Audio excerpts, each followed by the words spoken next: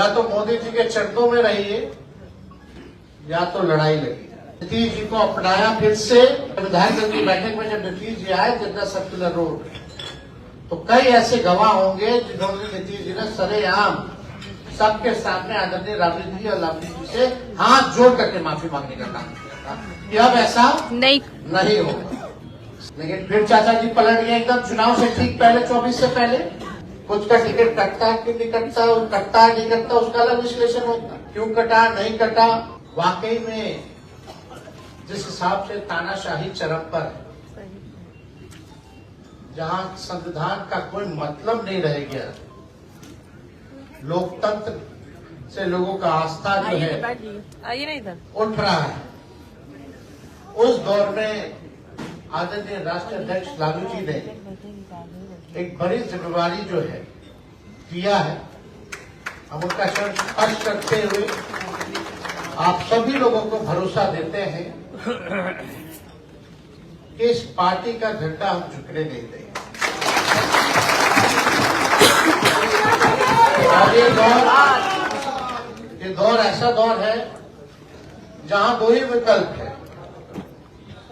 या तो मोदी जी के चरणों में रहिए या तो लड़ाई लगी। हमारे चाचा तो चरण में चले गए, सब लोगों ने उस तस्वीर को देखा होगा, लेकिन आदरणीय लालू जी आज तक अपनी विचारधारा से न झुके हैं न झुकने वाले हैं। तो हम इतना भरोसा देते हैं कि हम लोगों को किसी के चरण में जाने की, मेरी जो राय है वो चरण में जाने की, गिरने की नहीं, बल्कि लड़के मरना पसंद है। और हम सब लोग जो है मिल करके लड़ेंगे। और सिद्दीकी साहब जी ने तो अंतिम गीत अच्छा गाया, दो गीत गाया, हम होंगे कामयाब। और अंतिम में उन्होंने गीत गाया, भाई कल की बातें छोड़ो। तो हम लोग सब लोग नए सिरे से, जो हम सब लोगों को जिम्मेदारी दी गई है,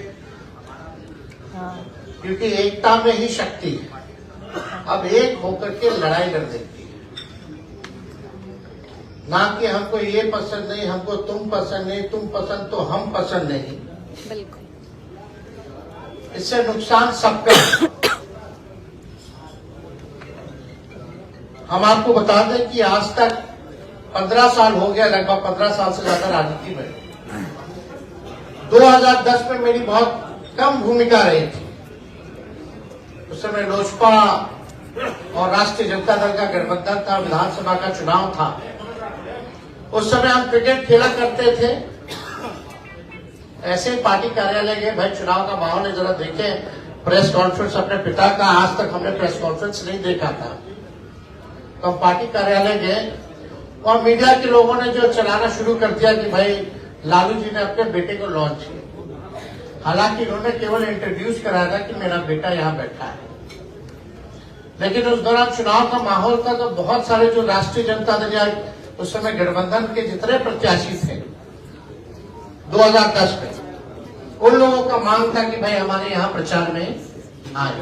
तो बहुत ही छोटी सी भूमिका मेरी रही है, और लगातार 15 सालों से, यानी अगर 10 से, और अब जो जिम्मेवारी मिली है ऐसे वक्त पे मिली है जो कठिन है, कांटों का रास्ता है,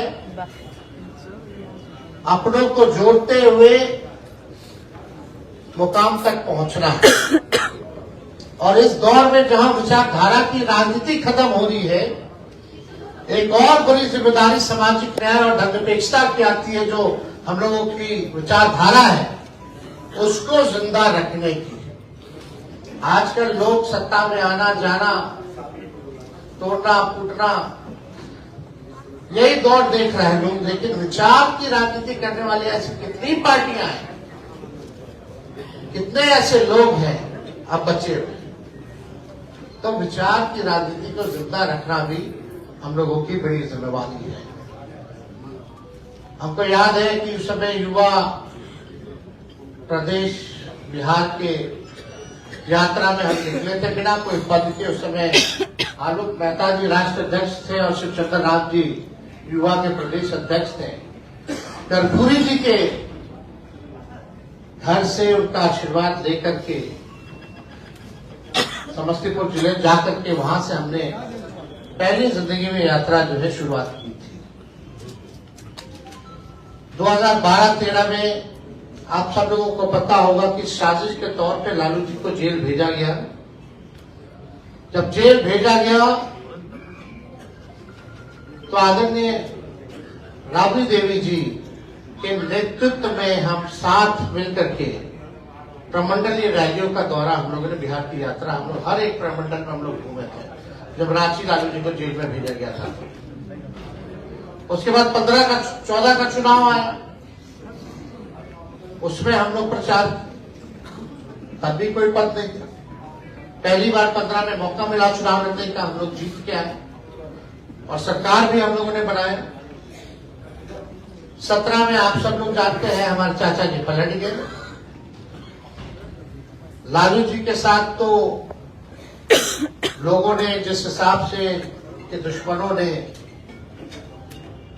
सांप्रदायिक शक्तियों ने जो केस मुकदमा जेल भेजने का काम किया, 17 के बाद से उल्टा हो गया। उल्टा नहीं बल्कि हम पे भी, मेरे परिवार पे भी एक झूठा मुकदमा केस षड्यंत्र जो है शुरू हुआ। जब मेरा मूर्ख नहीं था तब भी हमको माइनर होते हुए भी आरोपित बनाया गया। तो अभी भी केस मुकदमा जो है दिन रात आप लोग देखते होंगे, सुन रहे, चल रहा है। उसके बाद 17 से लगातार लड़े, 19 में हम लोग लड़े, एक भी सीट नहीं जीते। 20 में हम लोग लड़े, एजेंडा पे चुनाव लड़े, पढ़ाई दवाई कमाई सिंचाई सुनवाई करवाई के नाम पे हम लोगों ने चुनाव लड़ा और सबसे बड़ी पार्टी बन के आए, बल्कि हम लोगों ने सरकार बना लिया। लेकिन फिर भी विपक्ष में रहे, लेकिन 22 में फिर सत्ता में आए, क्योंकि राष्ट्र स्तर पर हम लोगों को एक ही था कि भाई भाजपा को दोबारा 24 में सत्ता पे नहीं काबिज होने देना है। लालू जी ने शुरुआत इसकी की, नीतीश जी को अपनाया फिर से। और उस बैठक में जब विधायक दल की बैठक में जब नीतीश जी आए जितना सर्कुलर रोड, तो कई ऐसे गवाह होंगे जिन्होंने नीतीश जी ने सरेआम सबके सामने आदरणीय राबड़ी जी और लालू जी से हाथ जोड़ करके माफी मांगने का काम किया था कि अब ऐसा नहीं होगा। सब लोगों ने देखा था। ये कोई बताने की जरूरत नहीं, हम केवल रिकॉल कर रहे हैं, याद दिला रहे हैं। जो मेरा अनुभव 15 सालों का रहा है उसके बारे में हम बता रहे हैं।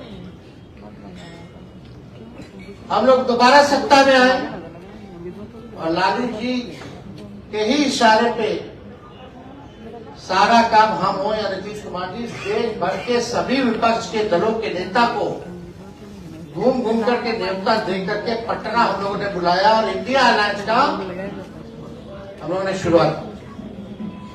लेकिन फिर चाचा जी पलट गए एकदम चुनाव से ठीक पहले, 24 से पहले।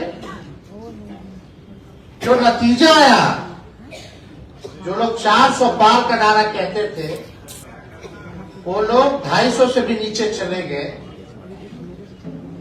अगर ये रणनीति अगर हम लोग बिहार ने इंडिया अलायंस बना था, अगर यहां से अगर हम लोगों को धोखा नहीं मिला होता तो आज शायद नरेंद्र मोदी प्रधानमंत्री नहीं होते। सही फिर 25 का चुनाव आया। 25 के चुनाव में ठीक उससे पहले SIR आ गया। तो ये सब आप लोग जाने नतीजा क्या हुआ, बड़े विस्तार रूप से मंगनीलाल मंडल जी ने, सिद्दीकी जी ने और वक्ताओं ने बोला। अब बहुत सारी चीजें 25 का चुनाव का विश्लेषण कीजिएगा, सबका अपना अलग विश्लेषण होता है। इसमें कुछ लोग ऐसे भी होते हैं जो कुछ किया नहीं पार्टी के लिए, अब मौका मिला है तो कुछ लोग बोलना शुरू करता है, लेकिन कोई फर्क थोड़ी पड़ने वाला है। ये बात नहीं बोला कि बिहार में राष्ट्रीय जनता दल के जो गठबंधन जो पार्टी है, हम लोगों को 1,90,00,000 वोट मिला, जो आज तक राष्ट्रीय जनता दल के इतिहास। कई संगठन कर्ता चुनाव लड़े, सीनियर लीडर्स लोग चुनाव लड़े, कोई ऐसा नहीं। कुछ का टिकट कटता कि नहीं कटता, कटता नहीं कटता, उसका अलग विश्लेषण होता। क्यों कटा, नहीं कटा, इस पे हम जाना नहीं चाहते हैं आज के दिन। लेकिन कुछ लोगों का अलग कुछ विश्लेषण होगा, तो उन लोगों से भी अलग से बुला करके सादगी तौर पे से भी बात करके उनकी भी परेशानी और के जो सवाल है उसको भी तेजस्वी दूर कर देगा। तो उसमें चिंता करने की किसी को बात नहीं।